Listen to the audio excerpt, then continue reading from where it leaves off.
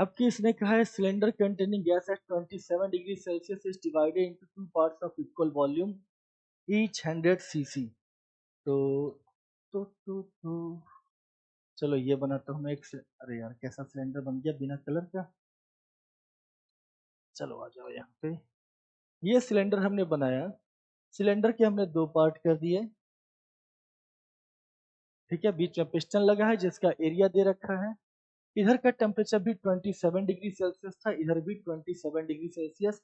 Same gas, volume इसका भी 100 CC और इसका भी 100 CC. Same volume, same gas, same temperature पे, तो नंबर ऑफ मोल्स भी सेम होनी चाहिए। यहाँ पे n तो यहाँ पर भी n, ठीक। अब हमने क्या किया है, एक साइड का टेम्परेचर 27 ही रखा, मेंटेन किया है, दूसरे साइड के टेम्परेचर को बढ़ाते गए। तो जिधर का टेम्परेचर बढ़ाओगे, जाहिर सी बात है उधर की गैस तो फिर एक्सपेंड होना चाहिए। तो वो इस क्योंकि इधर का प्रेशर बढ़ेगा ना, तो गैस ज्यादा फोर्स लगाएगी, पिस्टन उधर शिफ्ट हो जाएगा। तो फाइनली ये पोजीशन आती है जबकि यहाँ का टेम्परेचर 100 डिग्री सेल्सियस हो चुका है, यहाँ का 27 डिग्री सेल्सियस हो चुका है, ठीक है। नंबर ऑफ मोल्स तो भाई चेंज नहीं हुए, वो n और n ही है। फाइनल प्रेशर अगर यहाँ P है तो यहाँ पर भी P ही रहेगा। वॉल्यूम इसका बढ़ के कुछ V नॉट हो गया, टोटल वॉल्यूम 200 था, तो यहाँ का वॉल्यूम 200 माइनस V नॉट हो जाएगा, ठीक है। अब जरा इन दोनों को देखो, इसने पूछा है पिस्टन कितना शिफ्ट हो गया, x की वैल्यू बतानी है हमें सेंटीमीटर में, ठीक है। तो पहले हम वॉल्यूम निकाल लेते हैं, हमें एरिया गिवन है पिस्टन का, तो उससे हमारी बात बन जाएगी, आंसर आ जाएगा।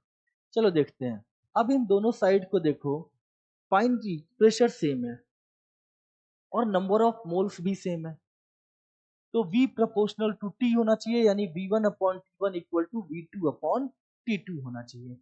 तो V1 यानी कि V not upon T1 100 degree Celsius, लेकिन थर्मो में कभी भी सेल्सियस में वैल्यू पुट नहीं करते, केल्विन में करते हैं।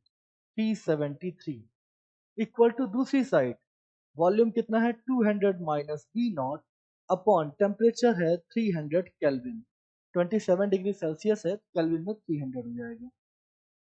यहाँ से हमने इसे सॉल्व किया, ये आएगा 300 upon 373 V naught plus V naught equal to 200।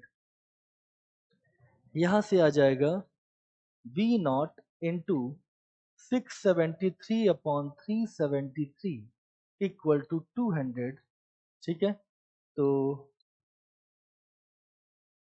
V naught की वैल्यू आ गई 200 इंटू 373 अपॉन 673, ठीक है। ये फाइनल वॉल्यूम आ गया। शुरू में ये वॉल्यूम कितना था 100, तो कितना ये शिफ्ट हुआ A इंटू एक्स, इतना शिफ्ट हुआ है, और यही चेंज इन वॉल्यूम। तो A इंटू एक्स, इसकी वैल्यू होनी चाहिए V नॉट माइनस 100। अब इसकी वैल्यू अगर निकालोगे तो ये आएगा करीब करीब 110 सेंटीमीटर क्यूब, ठीक।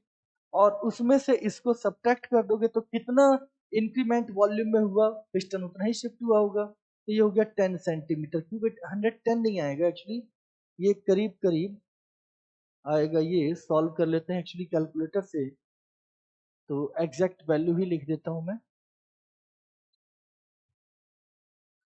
आप लोग को तो खैर मेहनत करनी होगी, लेकिन मेरे पास ऑप्शन है। 200 into 373, 200 into 373 divided by 673 equal to आ गया 110.84, 110.84। अब इसमें से जब मैं 100 को सब्ट्रैक्ट करूंगा तो ये आएगा केवल 10.84। अब इसमें जो एरिया है ये आपको दे रखा है, एरिया की वैल्यू है 10.85, तो यहाँ से जो x आएगा ये आएगा 10.84 अपॉन 10.85 अप्रोक्सीमेटली 1, तो 1 सेंटीमीटर ही हमारा आंसर हो जाएगा।